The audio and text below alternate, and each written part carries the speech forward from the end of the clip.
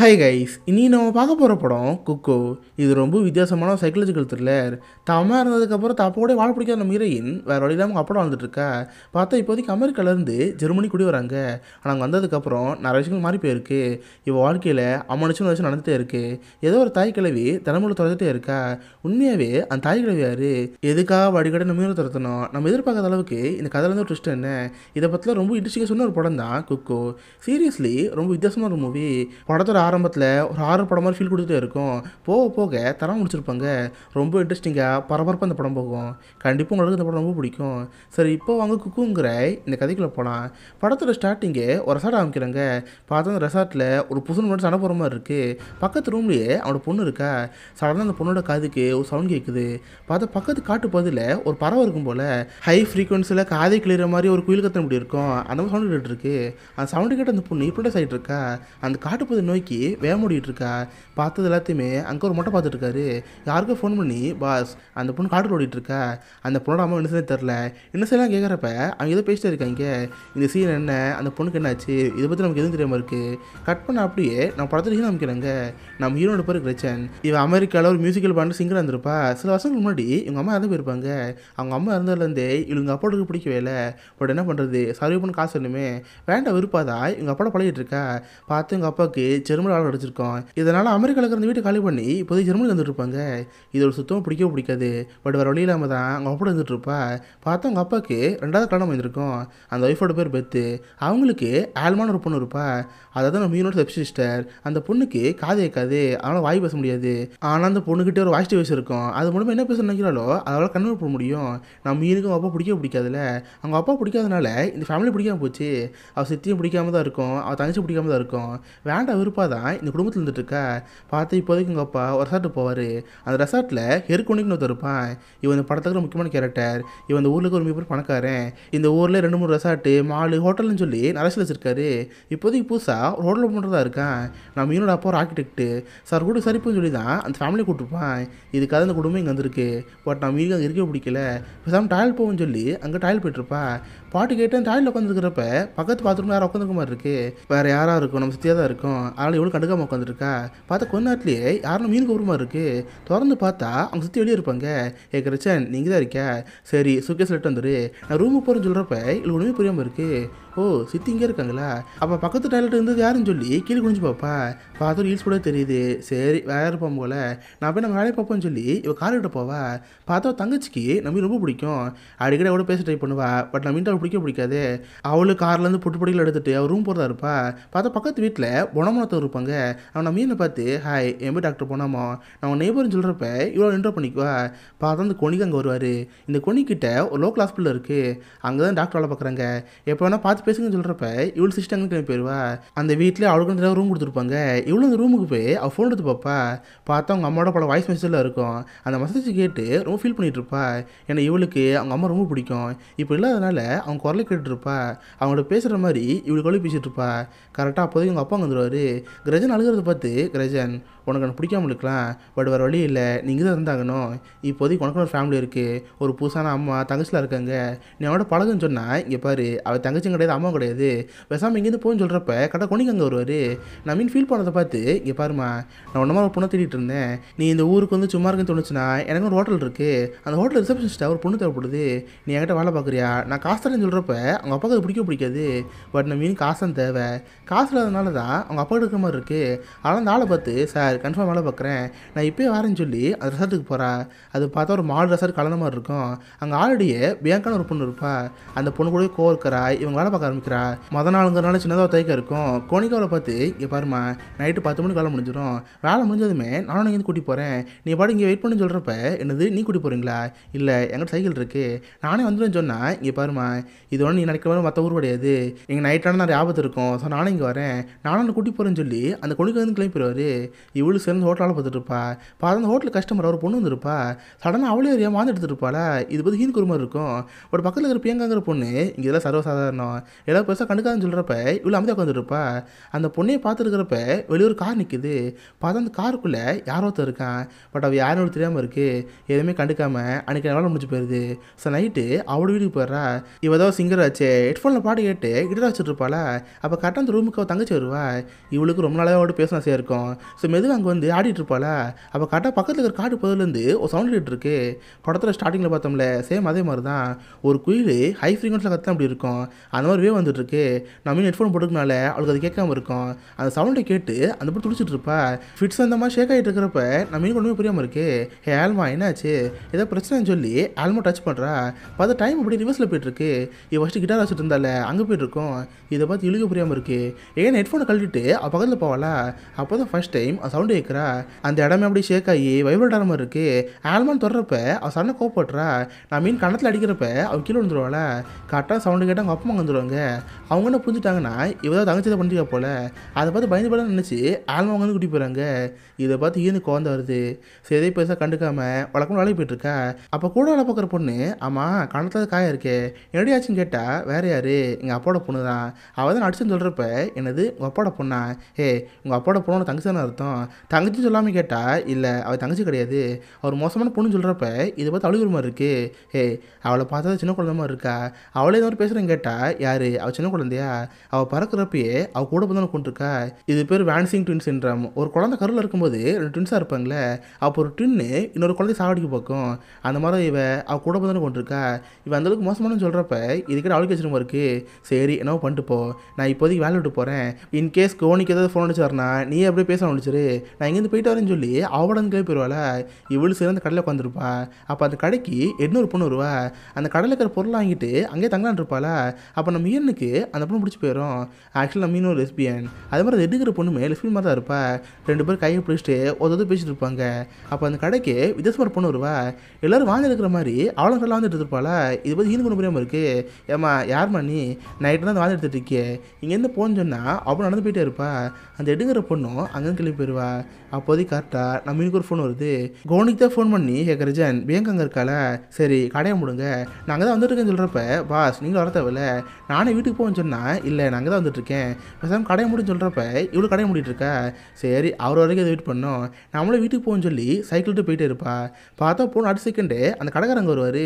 கோனிக்கு தேடி பார்ப்பாரு. பார்த்தா நம்ம மீன் அங்கே இருக்க மாட்டா. உடனே ஒரு பாக்கெட்டில் இருந்து ஒரு புலவங்களை எடுப்பார். அதை எடுத்து வாசிக்கிறப்ப ஒரு ஃப்ரீக்வன்சி வந்துட்டுருக்கு.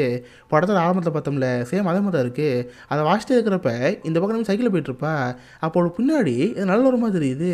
யாரோ ஒருத்தவங்களோட துரத்துற மாதிரியே இருக்குது. பயந்து போன இவ பக்கத்துலேயே பார்த்து ஹாஸ்பிட்டல் இருக்கும். இதுவுமே கோணிக்கூட ஹாஸ்பிட்டல் தான். பேசாமல் அங்கே போயிருன்னு சொல்லிட்டு வேமுள்ள போயிட்டுருப்பா. ஆனால் டோரை தாண்டியுமே அடுத்த ஒரு கிளாஸ் டோர் இருக்கும். அதை பார்க்காம 3 நாளில் டம்னரில் முட்டிடுவா.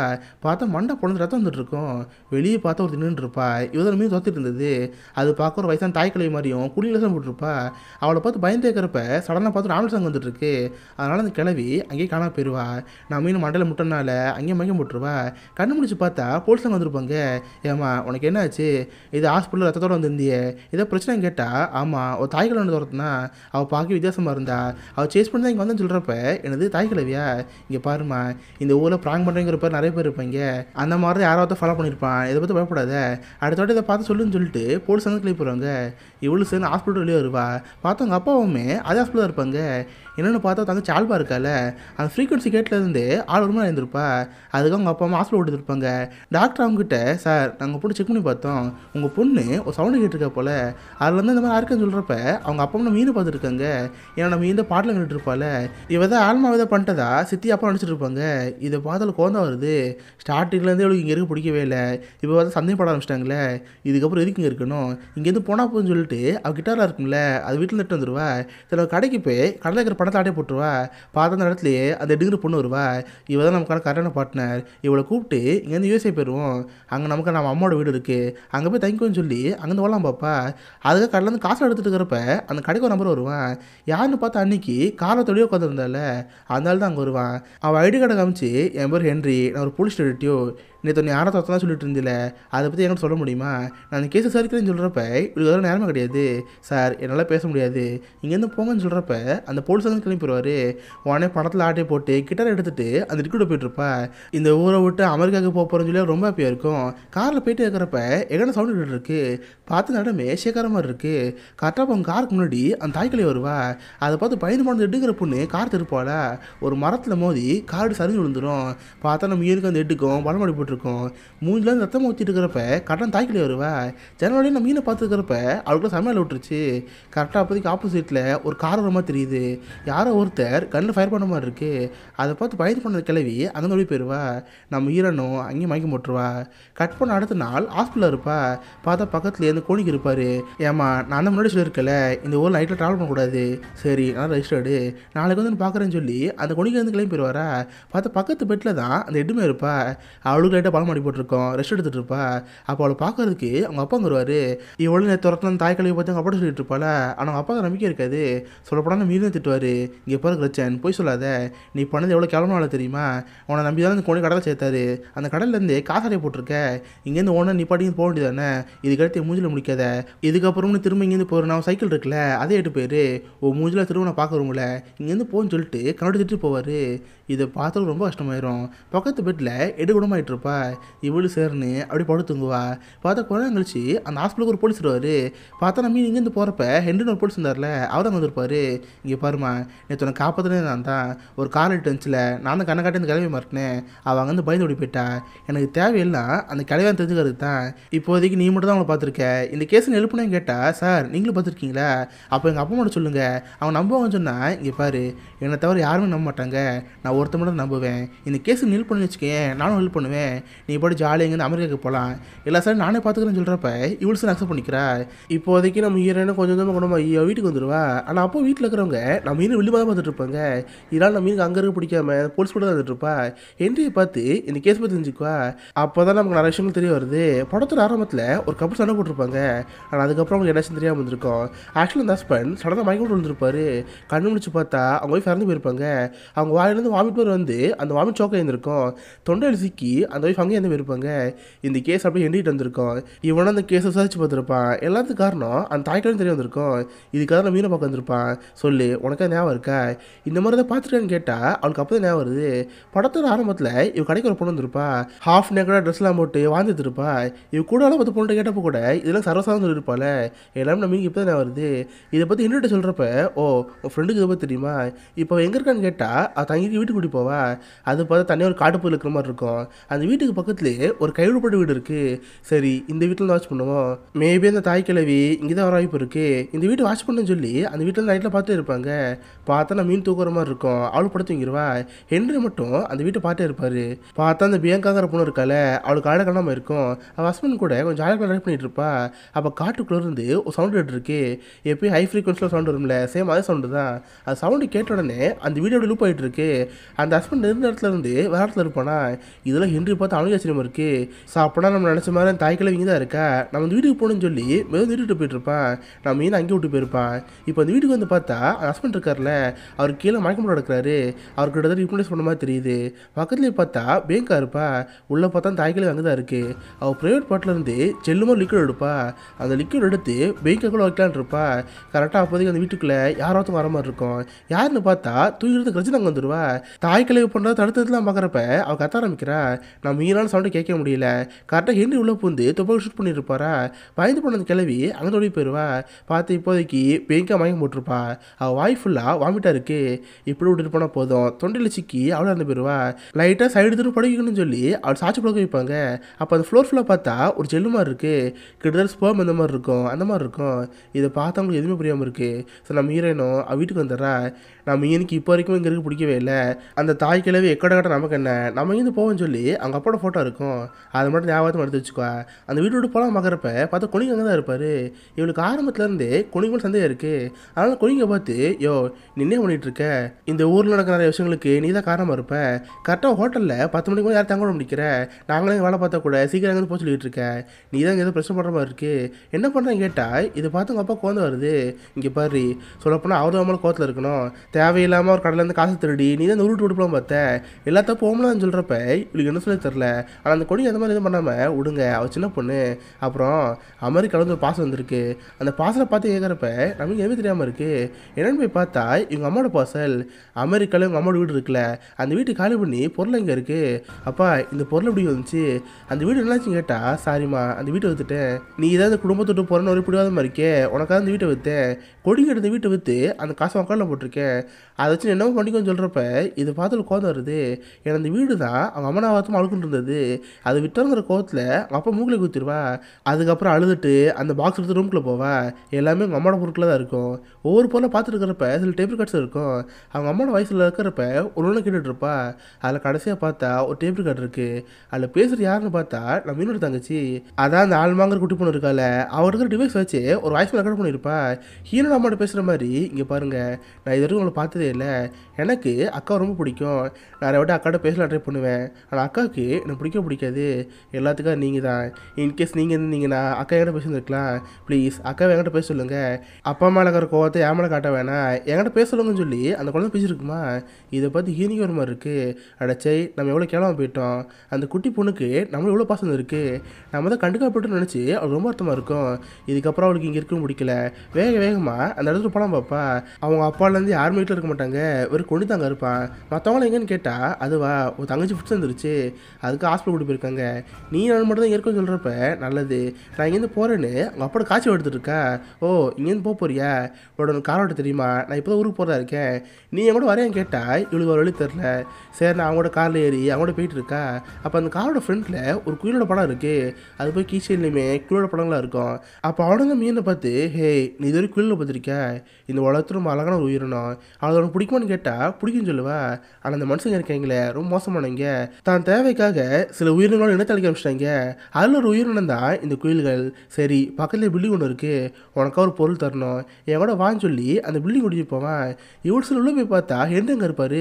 பார்த்தா செம்ம அடி வாங்கி மூஞ்சி போல பேர்ந்து போயிருக்கும். சார் இவர் ஹென்றி ஆச்சே, இவர் ஒரு போலீஸ்காரு, இவர் எதுக்கு பிடிச்சிருக்கீங்கன்னு கேட்டால், ஓ உங்கள்கிட்ட போலீஸ் சொன்னானா, ஆமாம் இவன் போலீஸ் தான், பட் ஆள் சஸ்பெண்டில் இருக்கான். சஸ்பெண்டில் ஒரு போலீஸு கண்ணை யூஸ் பண்ணக்கூடாது, நேற்று என் ப்ராப்பர்ட்டிக்கே வந்து ஒரு கிளை சுப்படம் பார்த்துருக்கான், இதுக்காக பிடிச்சி வச்சுருக்கேன், கூடிய சீக்கிரம் போலீஸை கூப்பிட்டு இவன் பிடிச்சி கொடுத்துருவேன்.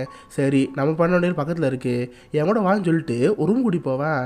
அந்த ரூமில் பார்த்தா ஒரே ஒரு கட்டில் இருக்குது. சார் இங்கே ஒரு கட்டில் தான் இருக்குது, எதுக்கு நீங்கள் கூட்டு வந்தீங்கன்னு சொல்லி திரும்பி பார்ப்பா.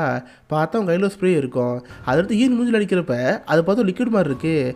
அது ஆக்சுவலாக ஒரு ஹார்மோனு, ஆப்போசிட் செக்ஸை அட்ராக்ட் பண்ணுற ஹார்மோனாக நம்ம ஸ்ப்ரே பண்ணியிருப்பான். அப்புறம் அவங்க இருக்கிற புள்ளவங்களை எடுத்து வாசிக்க ஆரம்பிப்பான். அந்த சவுண்டை கேட்டு காட்டுக்குள்ளே ஒரு பொண்ணோட வருவா. யாருன்னு பார்த்தா படத்தில் ஸ்டார்டிங்கில் பார்த்தோம்ல ஒரு பொண்ணோட வேகமாக காட்டுக்குள்ள ஓடி போயிருக்கும். அந்த பொண்ணு இப்போ திரும்பி வரா. அந்த பொண்ணு பார்க்க அப்படியே குயில் மாதிரி இருக்கா. அந்த சவுண்டை கேட்டு வந்தோடனே அவள் கத்த ஆரம்பிக்கிறா. அந்த சவுண்டை கேட்டு நம்மளால தாங்க முடியல. போக நம்ம ஹீரோயின் இப்படி சரமாக தெரியுது. பார்த்தா அந்த கொனிக்கு ஒரு ரூமில் இருப்பான். கேமரா வழியாக அங்கே நடக்கிற பார்த்துட்டு இருப்பான். பார்த்தா அந்த பொண்ணு பக்கத்தில் வருவா. நம்ம மீன் மயங்கி இருக்கிறப்ப அவள் பிரயோகப்பட்டிருக்குல்ல, அதில் வந்து ஜெல் மாதிரி எடுப்பா. அதை எடுத்து நம்ம மீன் வைக்கலான்னு இருப்பா. கரெக்டாக கொனிக்கு வந்து, ஹே நீ பாட்டு நான் ஹீரோனை பார்க்கணும்னு சொல்லி அந்த பொண்ணை பார்ப்பான். இப்போ தான் நமக்கு கொனிக்கு போய் தெரிய வருது, ஆக்சுவலாக கொனிக்கு பண்ணுறது ஒரு ஆராய்ச்சி. இவனுக்கு குயில்களும் ரொம்ப பிடிக்கும். ஆனால் அந்த மனுஷன் இங்கே குயில் நிறுத்தி அழிக்க பார்க்குறாங்களே, அதனால் இவன் மனுஷன் இனத்தையே குயிலாக மாற்ற ட்ரை பண்ணிட்டு இருக்கான்.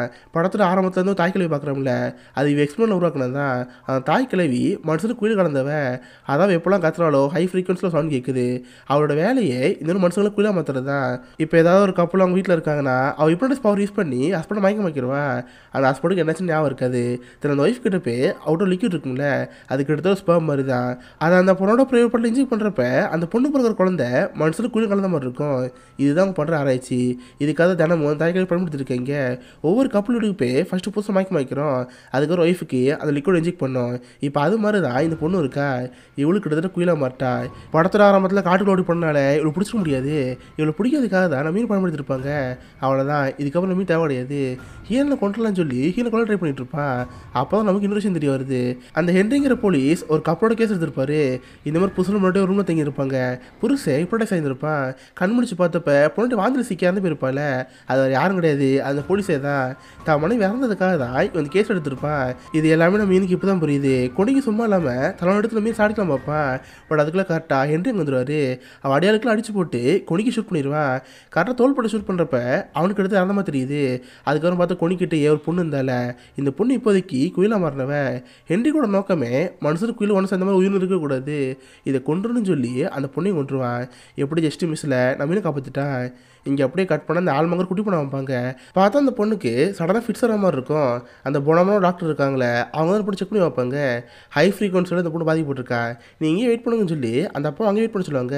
ஆனால் சடனாக பார்த்தா அந்த பெத்துங்க அம்மா இருக்காங்களே அவங்களும் லைட்டாக உடம்பு சொல்லாத மாதிரி இருக்குது. சரி நீங்களும் இங்கேருந்து போங்க, நான் அந்த குழந்தைய பார்த்துக்கிறேன்னு சொல்லி டாக்டர் போனாமல் அந்த குழந்தைய பார்த்துட்டு இருக்காங்க. அந்த குழந்தையோட ஸ்ட்ரக்சரு பார்க்க வேறு மாதிரி இருக்குது. ஒரு சாதாரண மனுஷன் மாதிரி இல்லாமல் ஒரு கிரியேச்சர் உருவாக்கணும் அப்படி இருக்கும். அந்த மாதிரி குடி பொண்ணு இருக்கா.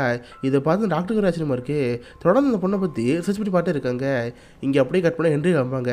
ஹென்றி ஹீரோனை காப்பாற்றி இது வரைக்கும் நடந்தாலும் சொல்லிட்டு இருப்பான். அப்போ தான் நிறைய தெரிய வருது. ஆக்சுவலி என்னோட ஒய்ஃபுக்கு ரொம்ப மாதம் குழந்தை பிறக்காம வந்திருக்கும். சரி நம்ம ஃபெர்டிலைஸ் பண்ணியாவது குழந்தை பத்துக்கோன்னு சொல்லி இந்த இடத்துக்கு வந்திருப்பாங்க. ஆனால் ஒய்ஃப் வச்சு எக்ஸ்பிளைன் பண்ணியிருக்காங்க. அந்த மாதிரி பிறந்த அந்த குழந்தை மனிதனுக்கு உயிரை கலந்த மாதிரி இருக்கும். இப்போ இந்த மாதிரி உயிரினம் மனிதத்தில் இருக்கக்கூடாது, இருந்து நாளைக்கு தான் பிரச்சனை வரும், அவங்களை கொண்டாடுங்கிறதுக்காக தான் நான் மீனை பார்த்துருப்பான். இதெல்லாம் கேட்டு நான் மீனுக்கு ஒரு ஆச்சரியமாக இருக்குது. சடனாக அப்போதைக்கு நம்ம மீனுக்கு வாமிட்டர் மாதிரி இருக்கும். இவ்வளோ வாமிட் பண்ணிட்டே இருக்கிறப்ப அப்போ பாக்கெட்டில் ஃபோட்டோக்கிற மாதிரி இருக்குது. இவங்க அப்பா நான் பார்த்து நடிச்சிருப்பாள், அந்த ஃபோட்டோ தாங்க இருக்கும். அந்த ஃபோட்டோவை பார்த்து ஹென்றி ஆச்சரியமாக இருக்குது. ஹேய் இது உங்கள் அப்பா ஃபோட்டோவா, இவங்க எப்போ வந்தாங்க கேட்டால் அதுவா ஒரு 4 வருஷம் முன்னாடி இருக்கும். எங்கள் அம்மா இறந்ததுக்கப்புறம் எங்கள் அப்பா நடக்கலாம் பண்ணிட்டாரு, ஹனிமூனுக்காக இந்த ரெசார்ட்டுக்கு வந்தார். அப்போ தான் எங்கள் அப்பா கொடிங்க பழக்கமாச்சு. அதுக்கப்புறம் திரும்ப அந்த ஊருக்கு வந்துருக்கோன்னு சொல்கிறப்ப எல்லாமே இந்த ஹென்றிக்கு அப்போ தான் புரியுது. உங்கள் அப்பா 4 வருஷம் நீங்கள் வந்திருக்காரு, உன் தங்கச்சிக்கு இப்போ 4 வயசு ஆகுது. அப்போனா உன் தங்கச்சி உங்கள் அப்பாவுக்கு சுற்றி பிறந்தவங்க கிடையாது. அந்த பொண்ணு ஒரு எக்ஸ்பெரிமெண்டல் சைல்டு.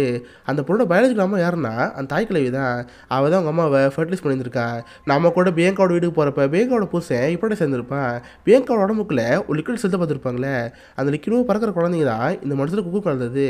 அப்போனா உன் தங்கச்சி கிடையாது. அவன் சீக்கிரம் அங்கே போவோன்னு சொல்லி அவள் தங்கச்சிக்கு ஹாஸ்பிட்டல் போயிட்டு இருப்பாங்க. பார்த்தா இந்த பக்கத்தில் இருக்கிற பொண்ணமோ அந்த பொண்ணுக்கு அரெஸ்ட் பண்ணிட்டு இருப்பாங்களே, அவங்களுக்கு வந்து உண்மையிலே தெரிய வந்திருக்கும் இந்த பொண்ணு நார்மலாக பிறந்த பொண்ணு கிடையாது, எக்ஸ்பிளைன் மூலயமா செயற்கை பிறக்கப்பட பொண்ணு தெரிய வருது. கரெக்டாக அப்போதைக்கு கொடிங்க வந்திருப்பான். பார்த்தா தோல் படல லைட்டாக ப்ளட் போட்டிருக்கும். பொனமாவுக்கு தாராட்சி பற்றி தெரிஞ்சதுனால பொனமா பிடிச்சி தருவேன்.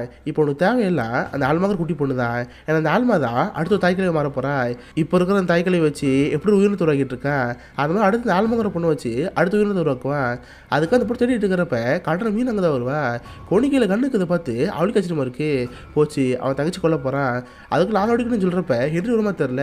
ஏன்னா ஹென்றிக்கு ஆல்மா தேவையில்லை, ஏன்னா ஆல்மாவும் மனுஷனுக்கு குயில் கலந்து உயிரணும். இப்படிப்பட்ட ஒரு பொண்ணு மனிதனத்தை வாழக்கூடாது, அவள் செத்தா சாப்பிட்டுன்னு சொல்லி நம்ம பிடிச்சி வச்சுக்குவான். கடுப்பான நம்ம ஹீரோயின் கத்திரி தொடை சொல்லிடுவா. ஹென்றி அங்கே கீழே விழுகிறப்ப இவன் தங்கச்சிட்டு போயிட்டே இருப்பா. பார்த்தா ஒரு பெட்ரூம் படுத்திருப்பா. வேகமாக போய் தங்கச்சியை பார்த்து ஆல்மா நீங்கள் இருக்கக்கூடாது, சீக்கிரம் எவனோட வான்னு சொல்லிட்டு ஆல்மா கூட்டம் அங்கே போகிறா இருப்பா. கரெக்டாக அப்போதைக்கு அந்த தாய்க்கிழமை வந்துடுவா. ஏன்னா தாய் கிழவி தான் ஆல்மாவோட உண்மையான அம்மா. படத்தோட ஆரம்பத்துலேருந்து நம்ம ஃபாலோ பண்ணியிருப்பாள். அது ஆக்சுவலாக மீனை ஃபாலோ பண்ணல, அவள் தங்கச்சியை ஃபாலோ பண்ணியிருக்கா. அவள் தங்கச்சி அடைஞ்சுங்கிறது அந்த அம்மாவோட ஆசையே. அதுக்காக பக்கத்தில் வரப்போ நமக்கு இன்ட்ரெஸ்டே தெரில, வர எல்லாம் கத்தி எடுத்து அவள் தங்கச்சி மேலே வைப்பா. இங்கே பாரு பக்கத்தில் வராத, வந்து ஆல்மா கொண்டுன்னு சொல்கிறப்ப அதுதான் அது பொண்ணாச்சே. அதனால் பயந்து போன அந்த தாய் கிழவி அங்கே போலாம் பார்ப்பா. ஆனால் ஆல்மாக்கு நடக்கிறத பார்த்து ஒன்றுமே புரியாமல் இருக்குது. அவனை புரிஞ்சுக்குவானா அக்காக நம்மளை பிடிக்கல போல, காத்தெடுத்து நம்ம கொலை பார்க்குறோன்னு நினச்சிட்டு அவளோட வேகமாக ஓடிட்டு இருப்பா. இது பார்த்து இன்னும் கஷ்டமாக இருக்கும். ஆல்மா நான் சொல்கிறது கேளு, நின்று கத்திக்கிட்டு ஒரு இடத்துக்குள்ள போவா. அது பார்த்தா ஸ்டோர் மாதிரி இருக்குது. அந்த இடத்துக்குள்ளே ஆல்மா ஒழிஞ்சிருப்பா. இவ்வளோ தேடி போயிட்டே இருக்கிறப்ப அந்த தாய்கள் அங்கே வந்துட்டுருப்பா. கரெக்டாக அப்போதைக்கு ஹென்றி அங்கே வருவான். பார்த்தா 3 பேருமே அந்த அலமாரிக்குள்ளே இருப்பாங்க. ஹென்றிக்கு தேவையில்லாம் அந்த குயில்மா இருக்கிறவங்க இருக்கக்கூடாது, அவள் சாவணுங்கிறதுக்காக மொத்த அலமா சாதிச்சு விட்ருவான். பார்த்தா ஒன்று மேலே ஒன்று விழுந்து எல்லாம் அசிங்கிடுவாங்க. பார்த்தா நம்ம ஹீரோயின் கேப்பில் மாட்டிக்குவா.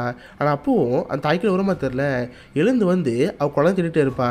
இங்கே எப்படி கட் பண்ணா கொடி காமிப்பாங்க. கொடிக்கு ஒரு வழியாக ஹென்றியை பார்த்துருப்பான். டேய் நீ இங்கே தான் இருக்கியா, உன்னை கொல்ல விட மாட்டேன்னு சொல்லி 2 பேரும் மாதம் ஷூட் பண்ணிட்டு இருப்பாங்க. இந்த பக்கம் தாய் கிழவி ஆல்மா தேடிட்டே இருப்பான். அப்போ நம்ம மீனை பார்த்து கத்த ஆரம்பிப்பா. நான் மீனால் சவுண்டை கேட்க முடியல, ஹெட்ஃபோன் வச்சு மேட்ச் பண்ண பார்ப்பா. பட் அதை தாண்டி கேட்டே இருக்கும். வேறு இடத்துல நம்ம ஹீரோயின் பக்கத்தில் பார்த்தா ஒரு கத்தி இருக்கும். அந்த கத்தி எடுத்து தாய்க்கிழவி சங்கிலி ஒரு சொருகு. அவ்வளோதான், தாய்க்கிழவி எங்கேயும் மரியாசாலா. அது மண்டலில் கை வச்சா அது ஒரு விற்குதான். மொட்டை மொட்டை தான் தாய்க்கிழவியே இருக்கும். எப்படி ஒரு வேலையை போட்டு தள்ளிட்டா உடனே வேகமாக அங்கே ஓடி போய் ஆல்மா பார்ப்பா. ஆல்மா நம்ம மீனை பார்த்து பயந்துட்டு இருக்கிறப்ப, ஹே என்னை பார்த்து பயப்படாத, நான் நீ பேசினா தான் கேட்டேன், எனக்கு அப்பா பிடிக்காதனால ஒன்றும் வெறுக்க ஆரம்பிச்சிட்டேன், ஏதோ ஒரு வகையில் ஒன்றும் பிடிக்காம போயிடுச்சு. ஆனால் நீ எங்கள் அம்மாக்காக பேசி நிற்பிருந்த, அதை பார்த்ததுக்கப்புறம் தான் எனக்கே புரிஞ்சு நீ எவ்வளோ காதலிச்சிருக்கேன்னு சொல்லி. இங்கே பாரு உன்னை எதுவும் பண்ண மாட்டேன், உன்னை சேஃபாக இங்கேருந்து கூப்பிட்டு பத்திரம் நானே பார்த்துக்கிறேன், ப்ளீஸ் அக்கா ஒன்றுமே என்கிட்ட வா. அக்கா கிட்ட வாவான்னு சொல்கிறப்ப அவளுக்கும் நம்பிக்கை வருது. நம்மீன் ஹக் பண்ணி தீமிச்சு மறந்துட்டு இருப்பா. எப்படி ஒரு நம்ம ஹீரோயின் சக்ஸஸ்ஃபுல்லாக தங்கச்சி காப்பாற்றிட்டா. அவளை கூப்பிட்டு அங்கே போலாம் பார்க்குறப்ப ஹென்றி கொண்டு அங்கே இருப்பாங்க. அவங்க முன்னாடி அந்த தாய்களோட விக்கி தூக்கி போட்டு பாருங்க அந்த கிளை இறந்து போயிட்டா. மீதி இருக்கிறது தங்கச்சி தான். அவளை கூப்பிட்டு இங்கேருந்து போகிறேன்னு சொல்கிறப்ப கொனிக்கு சமயம் கடுப்பாயிருது. ஆனால் அதை பார்த்து ஹென்றி ஹாப்பியாக இருப்பார். ஆல்மா கூப்பிட்டு அங்கே போகலாம் பார்த்தா கொனி கூடவே மாட்டார். நீ எக்ஸ்பிளைன் மீதி இருக்கிறது ஒருத்தி மட்டும்தான். இவ்வளோ எப்படியா இவரோட இங்கேருந்து கூட்டி போன ஆசையாக இருக்குது. ஆனால் ஹென்றிக்கு இவளையும் கொள்ளணும். இவ்வளோ அவங்கள ஒருத்தவங்க தான். அவளை கொண்டாடுன்னு சொல்லிட்டு 2 கண்ணாட்டிகிட்டு இருப்பாங்களா. ஒரு இடத்துல நம்ம ஹீரோயின் தங்கச்சி பாப்பா, ஹே உன்னால் அது முடியுமா, நீ பண்ணுவேன்னு கேட்டால் அவளை ஆமான்னு சொல்லுவா. பார்த்தா சடனாக மீனோட காதை பற்றி அவள் கத்த ஆரம்பிப்பா. ஏன்னா அவன் அம்மாவுக்கு இருக்கிற பவர் அவளுக்கு இருக்கும்ல. ஃபஸ்ட் டைம் இப்போ தான் அந்த பவர் யூஸ் பண்ண ஆரம்பிக்கிறா. அந்த சவுண்டை கேட்க முடியாமல் கொனிக்கு ஹென்றி அங்கே மயக்க முடிக்க வந்துடுவாங்க. நம்ம மீன் சேஃபாக அவள் தங்கச்சி விட்டு கிளம்பிட்டு இருக்கா. பார்த்தா கொஞ்ச நேரம் கழிச்சு கொனிக்கு ஹென்றி எழுந்திருப்பாங்க. 2 பேரும் கண்ணை காட்டி ஒத்தமலை ஒத்த வைப்பாங்க. பார்த்தா டாப் டாப் சுரசா மட்டும் கேட்கும். 2 பேருமே அங்கேயே மரியாசாலா. நம்மீன் சேஃபாக தங்கச்சி காப்பாற்றி அந்த ஹாஸ்பிட்டல் வெளியே வருவா. பார்த்தா அதே ஹாஸ்பிட்டலில் தான் எடு வந்துருப்பா. இப்போ தான் டிஸ்சார்ஜ் ஆகி வெளியே வர போல. அவளை பார்த்து ரொம்ப ஹாப்பியாக இருக்குது. இதுக்கப்புறம் இங்கே இருக்க வேணாம், நீ நானும் தங்கச்சி 3 பேர் ஹாப்பியாக இருக்கலாம்னு சொல்லி கார் எடுத்துகிட்டு அந்த 3 பேர் தூக்கிட்டு போகிறாங்க. இதோட குக்குங்கிற இந்த படம் முடியுது. ஸோ கண்டிப்பாக உங்களா இருக்குமே இந்த படம் பிடிச்சுன்னு நினைக்கிறேன். அப்படி பிடிச்சிருந்தா என்னோட லைக் பண்ணுங்கள். இந்த மாதிரி வித்தியாசமான மூவிஸை பற்றி தெரிஞ்சுக்க மிஸ்டர் ஹால்ஸ் அப்படின்னு வச்சுக்கோங்க. உங்கள் இடத்துல ஒரு ஆசமான வீடியோ மீட் பண்ணுறேன். அது வரைக்கும் பை கைஸ்.